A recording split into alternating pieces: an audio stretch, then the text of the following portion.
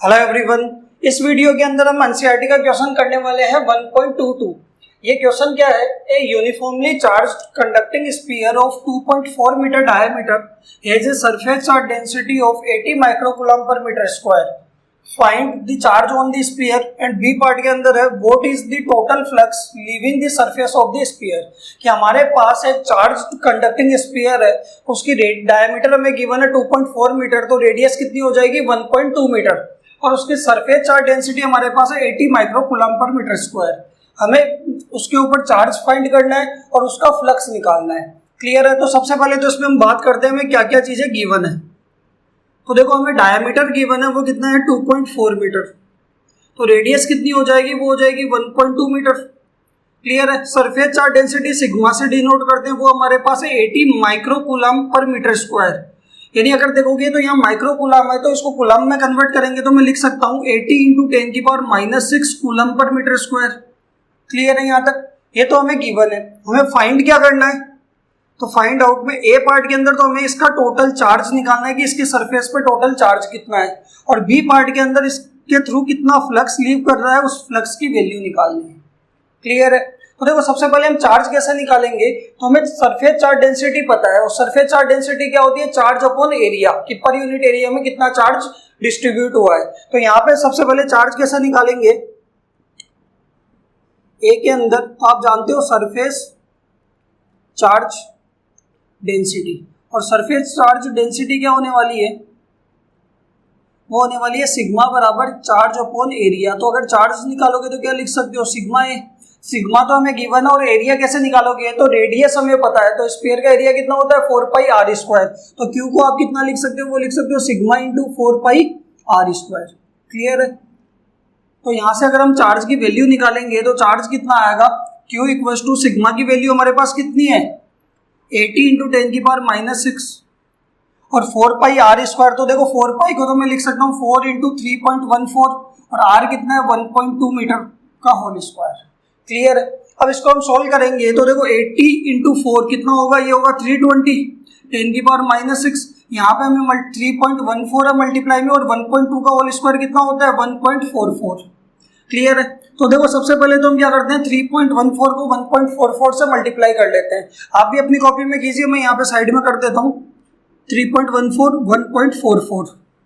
तो देखो 4 4 या 16, यहाँ पे आएगा 1, 4 8 5, ये 12। यहाँ पे भी सेम 4 से मल्टीप्लाई करना है, तो ये 6 5 2 1 मल्टीप्लाई में यहाँ पे 4 1 × 1 1 3 × 1 3। यहाँ पे आपके पास आ जाएगा 6 5 6 1, यहाँ पे आएगा 1 और 3 3 5 8 8 और 12। यहाँ पे आएगा 1 2 2 4 एंड 5 और ये 4, यानी आपके पास, और यहाँ पे 1 2 3 4, यानी यहाँ पे 4 डिजिट के बाद पॉइंट आएगा। तो यहाँ पे Q की वैल्यू कितनी आ रही है, वो आ रही है 320 × 10⁻⁻6, और इसको मैं लिखूंगा 4.5। अप्रॉक्स कितना लिख सकता हूँ 4.5। ठीक है? अगर मैं यहाँ से पॉइंट हटाता हूँ तो ये डिवाइड में कितना आ जाएगा 10, और ये 0 से 0 कैंसिल हो जाएगा। इसका मतलब है कि हमें 32 को मल्टीप्लाई करना है किससे, 45 से, और 10⁻⁻6। तो 32 को 45 से मल्टीप्लाई कर लेते हैं, तो 5 2 ये 2 × 5 कितना हो जाएगा 0 10 1, यहाँ पे 8 एंड 9, ये 15 और 1, यहाँ पे आ गया 12 एंड 13। तो यहाँ पे 0 4 4 1, यानी आपके पास कितना आने वाला है चार्ज 1440 × 10⁻⁻6, यानी इसको मैं लिख सकता हूँ 1.44 × 10⁻³ कूलम। ये आपके पास चार्ज आएगा उसकी सरफेस पे। क्लियर है? ठीक है? तो ये आप एक बार खुद से एक बार कैलकुलेशन कर लेना। ठीक है? और आपके पास चार्ज की वैल्यू कितनी आएगी, हमने सरफेस चार्ज डेंसिटी को एरिया से क्या किया, मल्टीप्लाई किया, तो हमारे पास चार्ज आ गया। अब बी पार्ट के अंदर हमें क्या निकालना है, टोटल फ्लक्स निकालना है। तो देखो फ्लक्स कैसे निकालेंगे, तो गॉस के अकॉर्डिंग हमें पता है कि किसी भी 3D सरफेस पे उसका फ्लक्स कितना होता है, टोटल चार्ज अपॉन एप्सिलॉन 0। तो बी पार्ट के अंदर हमें फ्लक्स निकालना है, तो आप क्या लगाओगे, according to Gauss law. Gauss law के अकॉर्डिंग किसी भी 3D सरफेस का फ्लक्स क्या होता है, वो होता है उसके अंदर कितना चार्ज इनक्लोज्ड है अपॉन एप्सिलॉन नॉट। यही होता है। तो देखो इस स्फीयर के ऊपर चार्ज कितना, उस चार्ज की वैल्यू हमें पता है, और epsilon not permittivity of free space हमें पता है। तो यहाँ पे पुट करेंगे तो देखो चार्ज को कितना है 1.44 × 10⁻³ और परमिटिविटी कितनी होती है फ्री स्पेस की, वो होगी 8.85 इंटू 10⁻⁻12। ठीक है, इसको सोल्व कैसे करेंगे?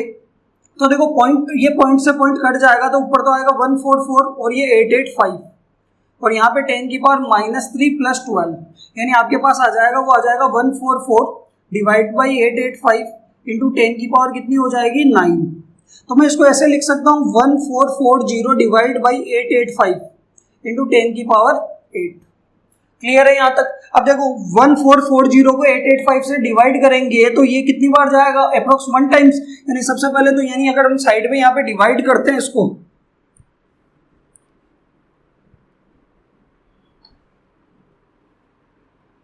कि मैं 1440 को डिवाइड करूंगा किससे? 885 से, तो ये एक बार जाएगा, यहाँ पे कितना होगा 885, यहाँ पे बचेगा कितना, रिमाइंडर कितना आएगा?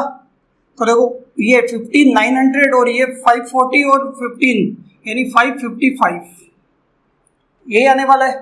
ठीक है, और 555 अगर यहाँ पे पॉइंट लगाऊंगा तो यहाँ पे कितना आ जाएगा 0, और ये कितने टाइम्स आने वाला है? तो ये जाने वाला है अप्रोक्स 6 टाइम्स। यानी आपके पास आंसर कितना आएगा? इसका फ्लक्स आने वाला है, वो आने वाला है 1.6 इंटू 10⁸ और यूनिट क्या होती है फ्लक्स की? तो वो होने वाली है न्यूटन पर कूलम इंटू मीटर स्क्वायर। ये आपके पास इस सरफेस का अप्रोक्स क्या आएगा? फ्लक्स आएगा। क्लियर है यहाँ तक?